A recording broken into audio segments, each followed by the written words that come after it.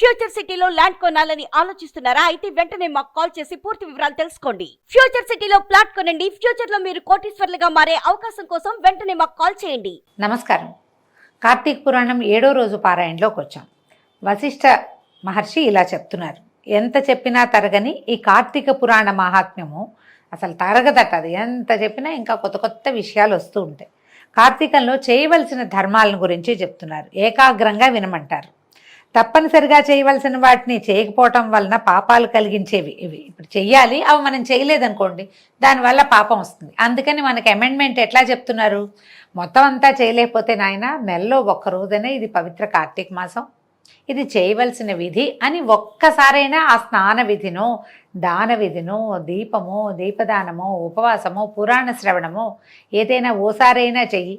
సులువుగా అయిపోయే పురాణ శ్రవణాన్ని రోజు చేసుకో. రోజు స్నానం చేసేటప్పుడు ఈవేళ కార్తీక మాసం అని నీళ్ళల్లో హరగంగే అని గంగానదిని తలుచుకుని స్నానం చేస్తే అది కొంత ఫలితాన్ని ఇస్తుంది. మనం ఇది చేయాల్సిన విధి చేయకపోతే పాపాలు వస్తాయట. అయితే ఈ కార్తీక ధర్మాలన్నీ కూడా బ్రహ్మదేవుని ద్వారా వశిష్ఠ మహర్షికి బోధింపబడ్డాయట. అవి చెప్తున్నారు. ఇందులో ఏంటంటే కార్తీక మాసంలో కన్యాదానము చాలా విశేషం. కార్తీక మాసంలో చాలా మనకి వివాహ ముహూర్తాలు కనిపిస్తాయి చూడండి. కన్యాదానము విశేషమైతే, కన్యాదానం కాకపోయినా, ఒకవేళ అది కుదరకపోయినా, ఎవరైనా వివాహం చేసుకుంటూ ఉంటే మన వాళ్ళలోనే ఎవరో లేని వాళ్ళు, తక్కువ వాళ్ళు, చేసుకోలేని వాళ్ళు, పని వాళ్ళు, ఎవరైనా సరే అండి. బ్రాహ్మణ కన్యాదానం అనే నియమం ఏం లేదు. ఎవరికైనా సరే వివాహానికి కావలసిన వస్తు సంచయం ఇవ్వటం కూడా కన్యాదాన ఫలితాన్ని కొంత పొందింపజేస్తుంది ఆడపిల్ల వాళ్ళకి కనుక ఇస్తే. ప్రాతః స్నానం అంటే సూర్యోదయాత్ పూర్వమే స్నానము. తర్వాత యోగ్యుడైన బ్రాహ్మణ బాలకునకు ఉపనయనం చేయించడం. ఈ ఉపనయన విధి అంటే అందరూ చేసేది కాదు, అందరూ చేసుకునేది కాదు, ఎవరో కొద్దిమంది చేసుకుంటారు. వాళ్ళకి ఏదైనా అవకాశం ఇవ్వటం వల్ల కూడా మనకి ప్రయోజనం లభిస్తుంది. తర్వాత విద్యాదానము, చదువుకునే పిల్లలకి సహాయం చేయటము, లేదా ఏదైనా పాఠం చెప్పటము. వస్త్రదానము, అన్నదానము చాలా విశేషమైనవి. చేయగలిగితే చలికాలం కాబట్టి రక్షణ కల్పించడానికి ఏవైనా మనం దుప్పట్లు, కంబళ్ళు లాంటివి ఇస్తే చాలా మంచిదట. తర్వాత అన్నదానం, సరే ఎలాగ ఉపవాసాలు ఉండే కాలం కాబట్టి ఉపవాసం విడిచేటప్పుడు మనం భోజనం పెట్టడం కూడా మంచి విధి. ఇవి చాలా ప్రధానమైంది. ఒక బ్రాహ్మణ కుమారునికి కార్తీక మాసంలో ఒడుగు చేయించి దక్షిణ సమర్పించడం వల్ల పూర్వజన్మ పాపాలు కూడా తొలగిపోతాయట. తర్వాత తమ ధనంతో ఉపనయనం చేయించబడే వటువు చేసే గాయత్రి జపం వల్ల, ఈ విధంగా మనం సహాయం చేసాము ఒక ఉపనయనానికి, ఆ వటువు, ఆ బ్రహ్మచారి ఎవరైతే ఒడుగు జరిగిందో అతను చేసేటువంటి గాయత్రి జపం వల్ల ఈ డబ్బిచ్చిన దాత తాలూకు పంచమహాపాతకాలు పోతాయట. ఇది బాగుంది విశేషంగా. 100 రావి చెట్లు నాటించిన, 100 తోటలను వేయించిన, 100 నూతులను, దిగుడు బావులని నిర్మించిన, 10,000 చెరువులు తవ్వించినా వచ్చే పుణ్యం ఎంతైతే ఉంటుందో అది ఒక బ్రాహ్మణ బాలుడికి ఉపనయనం చేయించడం వల్ల పుణ్యంలో 16వ వంతు కూడా కాదట. అంటే ఉపనయనానికి అంత విశేషం ఉంది. ఇప్పుడు ఉపనయనం అంటే ఫ్యాషన్ కోసమో, ఫోటోల కోసమో అలా చేసుకునేది కాదండి. అది ఎట్లా మంత్రానుష్ఠానానికి అవసరమైన ముఖ్యమైన విధి. బ్రాహ్మణుడు కుర్రాడు పుట్టినప్పుడు మామూలు బ్రాహ్మణ అబ్బాయి కానీ అతను ద్విజుడు కాలేడు. ఎప్పుడైతే మనం ఉపనయనం జరుగుతుందో అప్పుడు అతను రెండోసారి పుట్టినట్టు. అలా రెండోసారి పుట్టినవాడు ఆ జన్మని సార్థకం చేసుకోవటానికి ఆ ఉపదేశించబడిన గాయత్రిని త్రికాల సంధ్యావందనాదులు అవి నిర్వహిస్తూ గాయత్రి జపం చేస్తే అది చేసుకున్న వాడికి ఫలితం, చేసిన వాడికి ఫలితం, చేయించిన వాడికి ఫలితం. అది వదిలేస్తే వదిలేసిన విధి పాపం మాత్రం వాడిదే, వదిలేసిన వాడిదే అవుతుంది. కానీ అతను ఏదైనా చేస్తే అది చేయించిన వాళ్ళకి ఫలితాన్ని వనగూరుస్తుందని చెప్తున్నారు. అయితే కార్తీకంలో ఉపనయన దానం చేసి తదుపరిన వచ్చే మాఘంలో కానీ వైశాఖంలో కానీ ఉపనయనం చేయించాలి. ఒకవేళ ఇప్పుడు కుదరలేదనుకోండి, ఇప్పుడు కార్తీక మాసం ఉపనయనాల మాసం కాదండి, మళ్ళీ అడుగుతాం మనం, ఈ దక్షిణాయనం కదండి, ఈ దక్షిణాయనంలో ఉపనయనాలు చెయ్యరు కదండి. చెయ్యరు. ఉత్తరాయణంలో మాత్రమే ఒడుగు ముహూర్తాలు ఉంటాయండి. ఉపనయన ముహూర్తాలు ప్రత్యేకంగా ఉంటాయి. అందుకని ఇప్పుడు బాబు వచ్చే ఈ సంవత్సరం ముహూర్తం పెట్టుకోండి, నేను ఉపనయనానికి కావాల్సింది ఇస్తాను అని ప్రామిస్ చేసి ఇప్పుడు మనం మాటిచ్చి తర్వాత వచ్చే మాఘంలోనో, వైశాఖంలోనో, జ్యేష్ఠంలోనో ఎప్పుడు కుదిరితే అప్పుడు మనం ఇది పెట్టుకోవచ్చు అన్నమాట. సాధువులు, శ్రోత్రియులు అయిన బ్రాహ్మణ బాలకులకు ఉపనయనం చేయించడం వల్ల అనంత పుణ్యం కలుగుతుందని ధర్మవేత్తలైన మునులందరూ కూడా చెప్పారు. కాబట్టి సంకల్పం చేసి ఇట్లా చేస్తానని ఒప్పుకుని, మనం చెప్పుకుని వాళ్ళకి ఒప్పుకుని వాళ్ళకి అవకాశం ఏదైనా కుదిరిస్తే కనుక ఇలా మంచిది జరుగుతుందట. ఈ కార్తీకంలో ఇలాంటి ఒక ప్రతిజ్ఞ మనం చేయవచ్చు. దానివల్ల మంచి ప్రయోజనం లభిస్తుంది.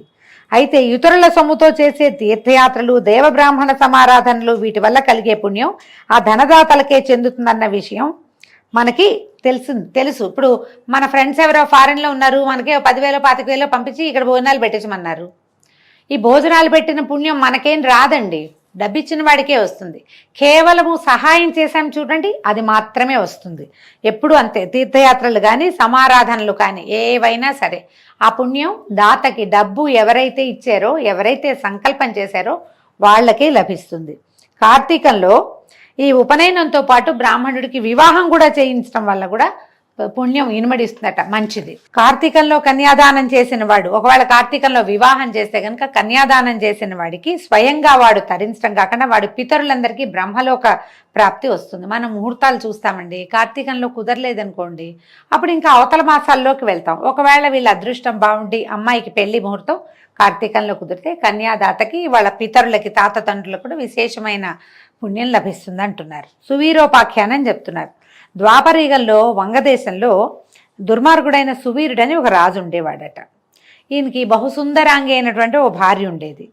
దైవయోగం వల్ల, దుర్విపాకం వల్ల సువీరుడు దాయాదుల దగ్గర ఓడిపోయి రాజ్యభ్రష్టుడై తన భార్య అయిన ఈ సౌందర్యవతి అయిన అమ్మాయితోటి కలిసి అడవిలోకి పారిపోయి కందమూలాదులతోటి కాలం గడుపుతున్నాడు.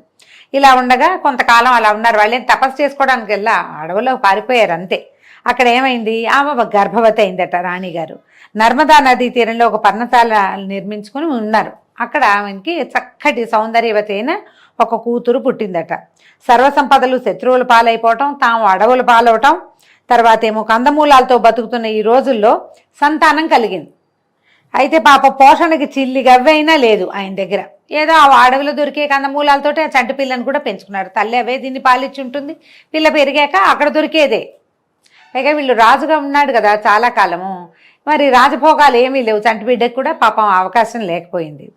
పదే పదే తలుచుకుంటూ ఆ పూరాకృత తన కర్మలని, నేను ఏ జన్మలో ఏ పాపం చేశాను, ఇట్లా సంప్రాప్తి ఇచ్చింది నాకని బాధపడుతూ పిల్లని పెంచుకున్నాడు. ఈ కొంతకాలం అయిన తర్వాత ఏమైంది, పిల్ల కాస్త చక్కగా పెద్దదయ్యి నేత్రానందకారిణిగా పరిణమించింది. పిల్లని చూస్తే దీపంలే ఉండేదన్నమాట, చిదివి దీపం పెట్టుకోవచ్చు, అందమైన పిల్ల. అయితే ఏమైంది, 8 ఏళ్ల ప్రాయంలోనే ఆ పిల్ల అతి మనోహరంగా ఉండేది. ఆమెను చూసి మోహితుడైన ఒక మునికుమారుడు ఈ బాలికను నాకు ఇచ్చి పెళ్లి చేయమని అడిగాడట. అడిగేసరికల్లా 8 ఏళ్ల పిల్లని చూసి మోహించడం అంటే దురర్థంలో తీసుకోకూడదండి. పాతకాలంలో అష్టవర్షాత్ భవేత్ కన్య అనేవాళ్ళు. 8 సంవత్సరాలకు పెళ్లి చేస్తే పిల్ల ఈడేరాక కాపురాలకు తీసుకెళ్లేవాళ్ళు. అదేమి తప్పు పొరపాటు కాదు. మన ముందు తరాల్లో కూడా ఒక 2-3 తరాల క్రితము అలాగే జరిగేది. ఈ శారదా బిల్లు ఇవది వచ్చిన తర్వాత ఈ చిన్నపిల్లలకి పెళ్ళిళ్ళు చేయకూడదు అనేది వచ్చింది, కానీ అంతకుముందు చేసేవాళ్ళు. 8 ఏళ్ళకి పిల్ల చక్క సూపర్కి బాగుంటే చక్క పోషణ చేసి పిల్ల బాగా సాగేది, ఈ పుట్టింట్లోనే ఉంచేవాళ్ళు. వివాహాల తర్వాత కాపురానికి తీసుకెళ్లేవాళ్ళు. పాతకాలం పద్ధతి కాబట్టి ఇలా జరిగిందండి. ఇందులో తప్పు పట్టుకునే వ్యవహారం ఏం లేదు. అయితే ఏమైంది, ఈ పిల్లనిచ్చి పెళ్లి చేయమనేసరికల్లా నేను ఘోర దరిద్రంలో ఉన్నాను నాయన, నేను కోరినంత ధనం కనుక నువ్వు కన్యాశుల్కంగా కనుక ఇస్తే పిల్లని ఇచ్చి పెళ్లి చేస్తానన్నాడు. ఈ పిల్ల మీద మక్కువ చంపుకోలేని ఆ మునికుమారుడు ఏం చేశాడు, నేను మునిబాలకుణ్ణి, నువ్వు అడిగినంత ధనం ఇవ్వలేను, తపస్సు చేసి ఆ ధనాన్ని సంపాదిస్తా, అంతవరకు ఈ బాలికని నా పేరు మీద భద్రపరిచి ఉంచంటే నిస్తార్థం చేసి ఉంచు, నాకు ఇస్తానని నాకు మాట ఇచ్చేసేయి, నాకు తాంబూలం ఇవ్వు, నేను డబ్బు సంపాదించుకొచ్చి పిల్లని పెళ్లి చేసుకుంటాను అన్నాడు. సరే ఒప్పుకున్నాడు. ఇతను ఏం చేశాడు, ఈ మునిబాలకుడు ఈ నర్మదా నదీ తీరంలోనే తపోనిష్ఠుడుగా ఉండి తత్ఫలితంగా అనూహ్యమైన ధనరాశిని సాధించి దాన్ని తెచ్చి సువీరుడికి ఇచ్చాడు.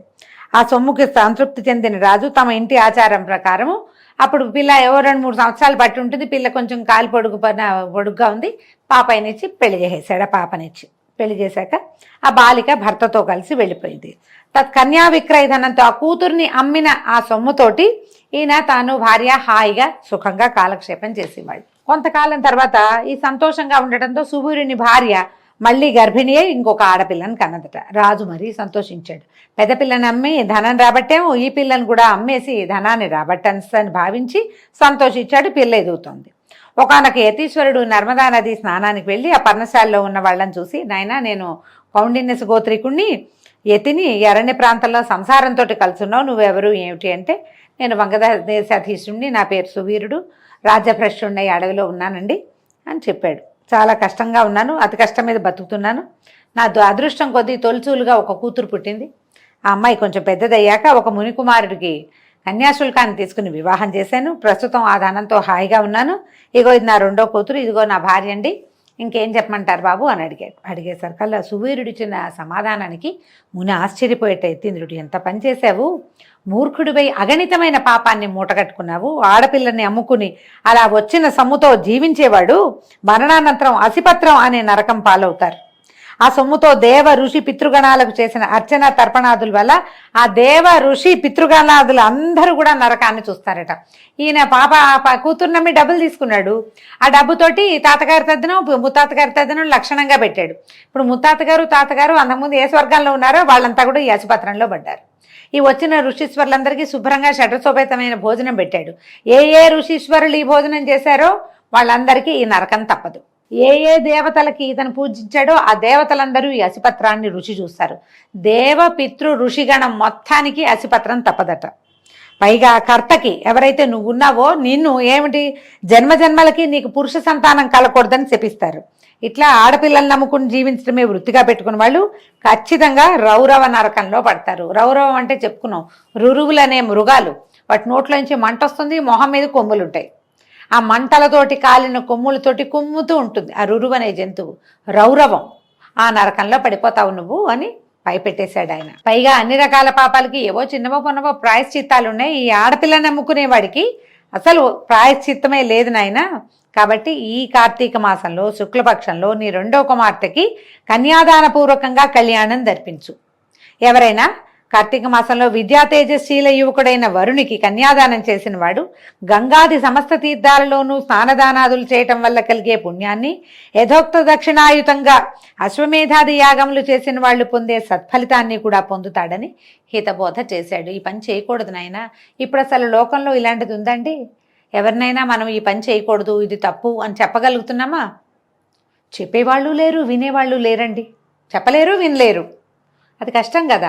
కానీ పూర్వకాలంలో ఈ ఋషులు మునులు యతీంద్రులు వీళ్ళు ఏమిటైనా నీ సంగతనని కానీ రాజులేమో తమ చరిత్ర అంతా వంశచరిత్ర అంతా చెప్పేవాళ్ళు, తాము చేసినవి చేయదలుచుకున్నవి.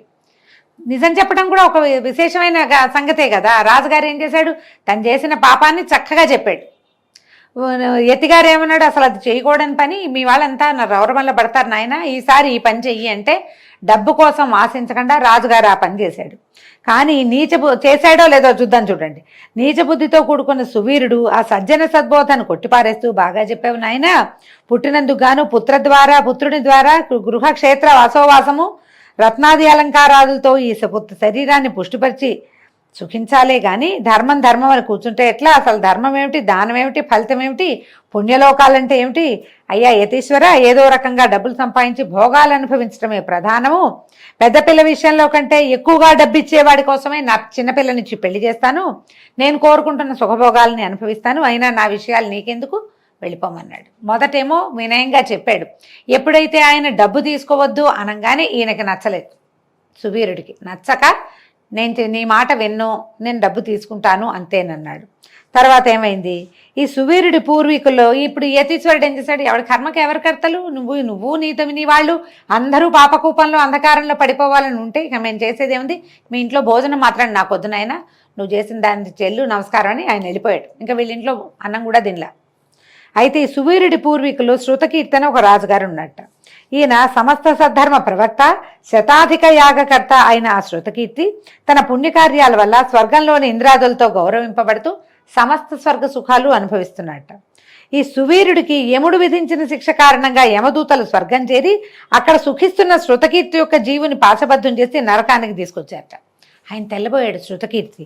ఏమిటి ఇది, ఆశ్చర్యపోయేట. యముడి ముంగిట్లో నిలబడి, స్వర్గంలో ఉన్న నన్ను ఇక్కడికి ఎందుకు రప్పించావు, నేను చేసిన పాపం ఏమిటి అని అడిగితే అప్పుడు మహాధర్ముడు యమధర్మరాజు మందహాసం చేశాడు. శృతకీర్తి, నువ్వు పుణ్యాత్ముడివి, స్వర్గార్హుడివి, అందులో సందేహం లేదు. కానీ నీ వంశీకుడైనటువంటి సువీరుడు కన్యను విక్రయించాడు. అతగాడు చేసిన మహాపాపం వల్ల అతని వంశంలో ఉన్న వాళ్ళందరూ నరకానికి రావాల్సి వచ్చింది. మహాపుణ్యశాలివైనా నీకు కూడా తప్పలేదు, నువ్వు కూడా ఇక్కడికి రావాల్సి వచ్చింది. అయినా వ్యక్తిగతంగా సువీరుడు ఏం చేశాడు, ఈ సువీరుడైతే పెద్దమ్మాయికి కన్యాదానం చేశాడు, మరణించాడు. వాడు నరకానికి వచ్చి వాడి వల్ల మీరంతా వచ్చారు. కానీ సువీరుడి భార్య జీవించే ఉంది, కుమార్తెతో కలిసి జీవిస్తోంది. నర్మదా నదీ తీరంలో ఉన్న పర్ణశాలలో ఉన్నది. ఆ అమ్మాయికి ఇంకా వివాహం కాలేదు. నువ్వు నాకు నా అనుగ్రహం వల్ల దేహివై అంటే భూలోక వాసులు ఎలా ఉంటారు అట్లా మనిషి శరీరాన్ని కలిగిన వాడే అక్కడికి వెళ్ళి ఆ అమ్మాయిని యోగ్యుడైన వరునికిచ్చి కన్యాదాన పూర్వకంగా వివాహం చెయ్యి. ఎవరైతే కార్తీక మాసంలో సర్వాలంకార భూషిత అయిన కన్యను యోగ్యుడైన వరుడికి దానం చేస్తాడో వాడు లోకాధిపతితో తుల్యుడవుతాడు. అలా కన్యాదానం చేయాలనే సంకల్పం ఉండి కూడా సంతానం లేనివాడు బ్రాహ్మణ కన్యాదానానికి గాను కన్యాదానానికైనా లేకపోతే ఆ కన్యాదాన్ని అందుకోబోయే బ్రాహ్మణుడికి కానీ ధన సహాయం చేసినట్లయితే, చూడండి అమ్మాయికే కాదండి కుర్రాడికి కూడా సహాయం చేయొచ్చు. పెళ్లి చేసుకునే సత్తు లేదు, వాళ్ళు ఎవరో పెళ్ళిస్తామన్నారు, వీళ్ళు కష్టంలో ఉన్నారు, మగపిల్లవాడు అతనికి సహాయం చేసినా సరే అప్పుడు ఈ ధనదాత కన్యాదాత పొందే ఫలితాన్నే పొందుతాడు. అదే కాకుండా స్వలాభాపేక్ష రహితులై 2 పాడి ఆవుల్ని చెల్లించి కన్యను కొని ఆ కన్యను చక్కటి వరునికిచ్చి పెళ్లి చేసేవారు కూడా కన్యాదాన ఫలితాన్ని పొందుతారు. మన పక్కింటి వాళ్ళు వెనకింటి వాళ్ళు మన బంధువుల్లోనే మనం అలా ఇవ్వచ్చట. 2 ఆవులు ఇవ్వాలి, ఇచ్చి వాళ్ళ కన్యని మనం తీసుకుని మనం కన్యాదానం చేసినా కూడా ఫలితం లభిస్తుందట. ఇప్పుడు నువ్వు కాబట్టి తక్షణమే ఇప్పుడు భూలోకానికి వెళ్ళి ఈ సువీరుని యొక్క ద్వితీయ కుమార్తెను ఎవరైనా సద్బ్రాహ్మణుడికి ఇచ్చి కన్యామూలంగా దానం చేసినట్లయితే తద్వారా నువ్వు నీ పూర్వీకులు ఈ మహావీరుడు సువీరుడు ఉన్నాడు కదా నరకంలో పడ్డాడు, వాడు కూడా విముక్తి పొందుతాడు అని చెప్పేసరికి ధర్ముని అనుగ్రహం వల్ల దేహధారి అయిన శృతకీర్తి వెనువెంటనే భూలోకంలోని నర్మదా నదీ తీరానికి చేరి అక్కడ పర్ణశాలలో ఉన్న సువీరుని భార్యకి హితవులు గరిపి వారి ద్వితీయ సంతానమైన ఆడపిల్లని సువర్ణాభరణాలని అలంకరించి శివప్రీతిగా శివార్పణ వస్తు అనుకుంటూ ఒకానొక బ్రాహ్మణుడికి కన్యాదానంగా సమర్పించాడు. ఆ పుణ్యమహిమ వల్ల సువీరుడు నరకపీడ విముక్తుడై స్వర్గం చేరి సుఖించాడు. తదనంతరము శృతకీర్తి 10 మంది బ్రహ్మచారులకు కన్యామద మూల్యమును ధారపోయటం వల్ల వారి వారి పితృపితామహాది వర్గాల వారంతా కూడా విగత పాపులై స్వర్గాన్ని పొందారు. శృతకీర్తి కూడా యథాపూర్వకంగా స్వర్గం చేరి పాత రోజుల్లో ఎలా ఉన్నాడో అలాగే స్వర్గానికి వెళ్ళి సుఖంగా ఉన్నాడు. కాబట్టి కన్యాదానం చేసేవాడు సర్వపాపాలు నశింపజేసుకుంటాడు, అందులో సందేహం లేదు. కనీసం వివాహార్థం మాట సాయం చేసినా కూడా వివాహానికి అవసరమైన ఏ కొంత వస్తు సంచయాన్నైనా వాళ్ళకి సమర్పించినా కూడా కన్యాదాన ఫలితం లభిస్తుందట. అయితే యథావిధిగా ఈ కార్తీక వ్రతాన్ని ఎవరు ఆచరిస్తారో వాళ్ళు స్వర్గాన్ని, ఆచరించని వాళ్ళు నరకాన్ని పొందుతారు అంటంలో ఎంత మాత్రమో సందేహం లేదు అని చెప్పారు. ఇప్పుడు ఇంకా వశిష్ఠ మహర్షి ఇంకో విషయం చెప్తున్నారు. కార్తీక మాసం అంతా పూర్వోక్త సర్వధర్మ సమేతంగా కార్తీక వ్రతాన్ని ఆచరించలేకపోయినా కూడా ఒకవేళ ముందు చెప్పారు కదా స్నానం దానం జపం తపం బోళ్ళు చెప్పారు, వీటిలలో ఏవైనా చేయలేకపోయినా కార్తీక పౌర్ణమి నాడు వృషోత్సర్జనం చేస్తారో వాళ్ళకు కూడా జన్మాంతర పాపాలు నశించిపోతాయి. ఈ వృషోత్సర్గం అంటే ఏమిటి? దీని మీద ఒక జనక మహీపాలుడు ప్రశ్నిస్తే ఈయన చెప్తున్నారు వశిష్ఠులు, ఆవుద యొక్క కోడెదూడను అచ్చుపోసి ఆబోతుగా స్వేచ్ఛగా వదలటాన్నే వృషోత్సర్గం అంటారు. ఈ మానవ లోకంలో ఏ దానం చేసినా లభించని ఫలితాన్ని కార్తీక వ్రతంలో భాగంగా పౌర్ణమి నాడు పితృదేవతా ప్రీత్యర్థంగా ఒక కోడెదూడని అచ్చుపోసిన ఆబోతుగా స్వేచ్ఛగా వదిలిపెట్టడం వల్ల లభిస్తుంది. అట్లా చేయటం వల్ల గయాక్షేత్రంలో పితరులకు 1,000,000 సార్లు శ్రాద్ధాన్ని ఇచ్చిన ఫలితం నిర్వహించిన ఫలితం లభిస్తుందట. పుణ్యకాలంలో లోకాల్లో ఉన్న పితరులు సైతం తమ కులంలో పుట్టిన వాడెవడైనా కార్తీక పౌర్ణమి నాడు నల్లని గిత్తను అచ్చుపోసి వదిలిపెట్టినైతే తమకు ఆనందం కలుగుతుంది కదా అని ఆలోచిస్తూ ఉంటారట. ఎవరైనా చేయొచ్చు కదా అంటారు. ఒకవేళ ధనికుడై కూడా ఇలాంటి పని చేయకపోతే అంధతామిశ్రమనే నరకాన్ని పొందుతారట.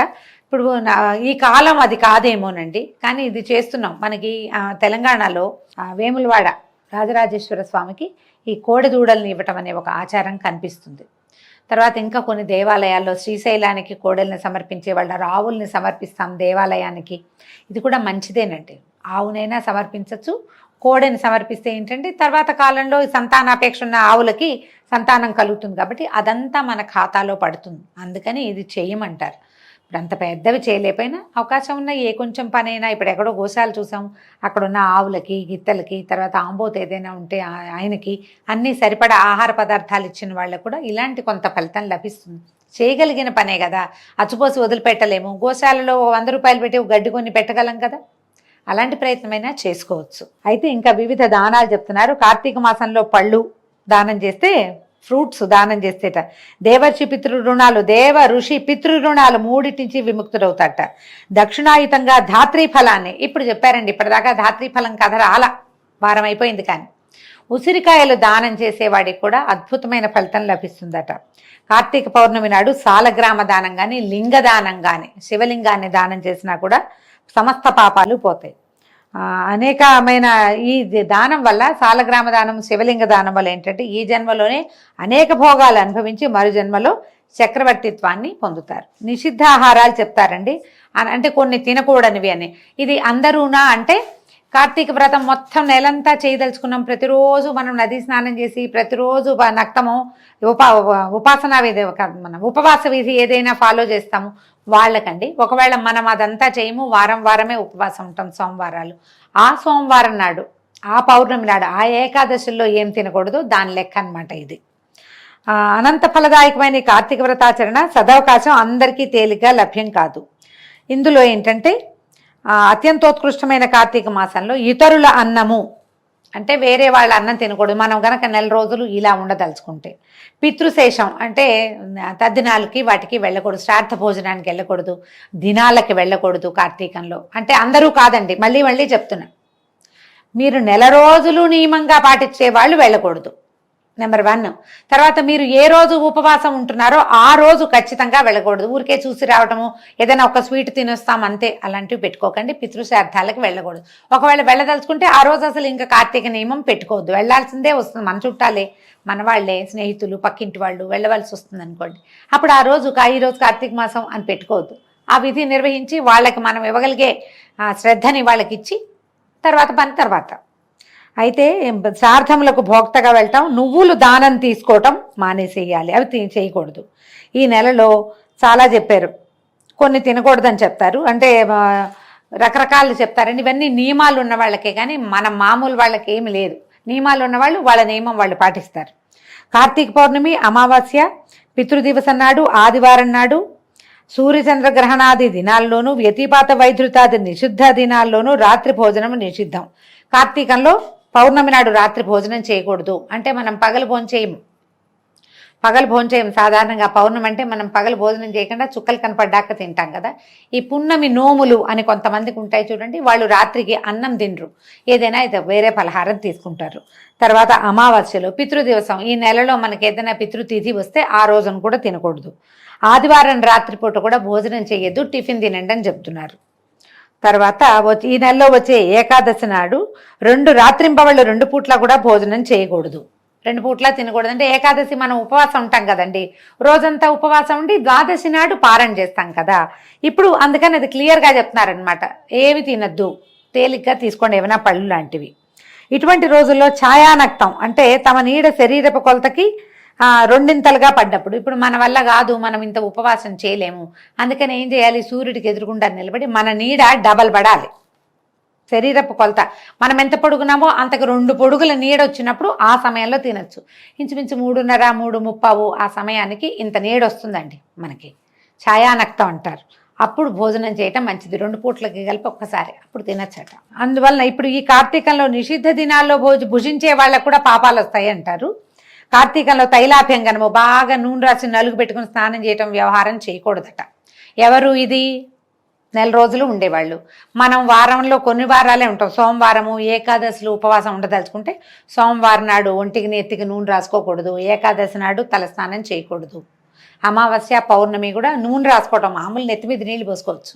ఈ ఏకాదశులు మన కార్తీకంలో ఏం చేస్తాం, తలస్నానమే ప్రధాన విధిగా చెప్తారు, నదుల్లో మునగమంటారు కదా. మరి అప్పుడు తలస్నానం కదా, అంటే తల అంటటం అంటే నెత్తికి నూనె రాసుకుని ఆ నూనెని వదిలించడం, ఒంటికి నూనె రాసుకుని వదిలించడం లాంటివి చేయకూడదు. తర్వాత తైలాభ్యంగనం, పగటి నిద్ర, మధ్యాహ్నాలు నిద్రపోకూడదు. మీరు ఉపవాసం ఉంటే మధ్యాహ్నం నిద్రపోకండి. కంచు పాత్రలో భోజనం, కంచు పళ్ళేలు ప్లేట్లు ఉంటే వాటిలలో తినకూడదు. పరాన్న భోజనం, మనం ఉపవాసం ఉన్న రోజుల్లో పరులు అంటే మనవారు కాని వారింట్లో తినకూడదు, సొంత వాళ్ళ ఇళ్లలో తినచ్చు పిలిస్తే. గృహ స్నానము, ఇంట్లో స్నానం చేయటం, మరేం చేస్తామండి మనము, ఇది అందుకని కొంతమందికే చెప్పారు. నిషిద్ధ దినాలలో రాత్రి భోజనము, వేదశాస్త్ర నింద అని వీటిని జరపకూడదు. పొరపాటును కూడా కార్తీక మాసంలో దేవుడేమిటి, వేదాలేమిటి, శాస్త్రం ఏమిటి, ఇలాంటి ప్రశ్నలు చేస్తే మీ మొత్తం చేసిన ఫలితాలన్నీ పోతాయి, అవి చేయకూడదట. సమర్థులై ఉండి కూడా కార్తీకంలో నదీ స్నానం చేయకుండా ఇంటి దగ్గరే వేడి నీటితో స్నానం చేసినట్లయితే అది కళ్ళుతో చేసిన స్నానానికి సమానం అవుతుంది. మీకు అవకాశం ఉండి మీ ఇంటి పక్కనే నది ఉండి దానికి వెళ్ళకుండా ఇంట్లో అయినా పోనీ ఏ నూతి స్నానమో కాకుండా వేడివేడి నీళ్లు చలేస్తోందని పోసుకుంటే కళ్ళుతో స్నానం చేసినట్లు అవుతుందట. అది చేయకూడదు. తర్వాత సూర్యుడు తులలో ఉండగా నదీ స్నానమే అత్యంత ప్రధానము. చేరువలో నది లేనప్పుడు మాత్రం చెరువుల్లో కానీ కాలువల్లో కానీ నుయ్యిలో కానీ నూతి దగ్గర కానీ లేదా గంగా గోదావరి మనకు అవకాశం ఉన్న చోట ఎక్కడుంటే అక్కడండి గంగా గోదావరి మొదలైన మహానదుల్ని స్మరించుకుంటూ స్నానం చేయొచ్చు. ఎక్కడ చేసినా ప్రాతకాల స్నానమే చేయాలి. గంగానది స్మరణం చేసి స్నానం చేసి సూర్యమండల గతుడైన శ్రీహరిని ధ్యానించి, అంటే సూర్యుడిని చూడమంటున్నారు, తూర్పు తిరిగి దండం పెట్టమంటున్నారు అనమాట. పొద్దున్నే సూర్యుని చూసి ఆ సూర్యుడిలో శ్రీమన్నారాయణమూర్తిని భావించి అప్పుడు బొట్టు అది ధరించుకుని తర్వాత విష్ణుగాథా పురాణాలు కానీ శివగాథలు కానీ కార్తీక పురాణాన్ని కానీ విని ఇంటికి వెళ్ళాలి. పగలు చేయవలసిన పనులని ముగించుకుని సాయంకాలం మళ్ళీ స్నానం చేసి పూజాస్థానంలో పీట వేసి దాని మీద ఈశ్వరుని ప్రతిష్ఠించి పంచామృత ఫలోదక కుశోదకాలతో మహాస్నానం చేయించి షోడశోపచార అర్చన చేసుకోవాలి. ఒకవేళ మనం శివార్చన చేయదలుచుకుంటే ఇది ప్రదోషవేళ శివార్చన సంగతి చెప్తున్నారండి. పగలు మనం స్నానం చేసి ఉపవాసం చేసుకోవటం, ఉపవాసం చేయలేనప్పుడు పగలు భోజనం చేసి రాత్రి ఉపవాసం ఉంటాం అనుకోండి, సాయంకాలం మళ్ళీ స్నానం చేసి సాయంత్రం శివారాధన షోడశోపచార విధిగా చేసుకోమంటున్నారు. షోడశోపచారాలతో పరమేశ్వరుని అర్చించి తర్వాత ఏం చేయాలి, యథాశక్తి దీపాలని సమర్పించి శక్తి వంచన లేకుండా బ్రాహ్మణులకి దానం ఇవ్వాలి. ఈ విధంగా కార్తీకంలో నెల రోజులు బ్రాహ్మణ సమేతంగా ఈ వ్రతాన్ని ఆచరించే వాళ్ళు 100 వాజపేయాలు 1000 సోమాశ్వమేధాలు చేసిన ఫలితాన్ని పొందుతాడు. ఈ మాస మొత్తం ఇలా చేయగలిగితే చాలా మంచిది. మనకు అవకాశం ఉన్నంత కాలం, అంటే 4 సోమవారాలు 2 ఏకాదశులు పౌర్ణమి అమావాస్య తిథుల్లో అయినా ఇంత మాత్రమైనా ప్రయత్నం చేసి చేయగలిగితే చాలా విశేషమైన ఫలితం లభిస్తుందట. చతుర్దశి నాడు కనీసం, అంటే అమావాస్య ముందు రోజు అయినా సరే ఉపవాసం ఉండి శివారాధన చేసి నువ్వులు దానం చేసి వాడు చేస్తే కనుక వాడు కైలాసానికి క్షేత్రాధిపతి అవుతాడట. ఈ కార్తీక వ్రతాన్ని ఆచరించిన వాళ్ళు తప్పకుండా తమ పాపాలని పోగొట్టుకున్న వాళ్ళే మోక్షగాములు అవుతారు. కార్తీక పురాణంలో ఈ ప్రత్యేకంగా శివారాధన గురించి చెప్పబడిన ఈ అధ్యాయాన్ని శ్రద్ధాభక్తులతో చదివినా వినినా కూడా సమస్త పాపాలకు ప్రాయశ్చిత్తం చేసుకోవటం ద్వారా కలిగే ఫలితాన్ని పొందుతారు. ఈ విధంగా 7వ రోజు పారాయణ పూర్తయిందండి. రేపు ఉదయం 8వ రోజు పారాయణలో మళ్ళీ కలుసుకుందాం. నమస్కారం.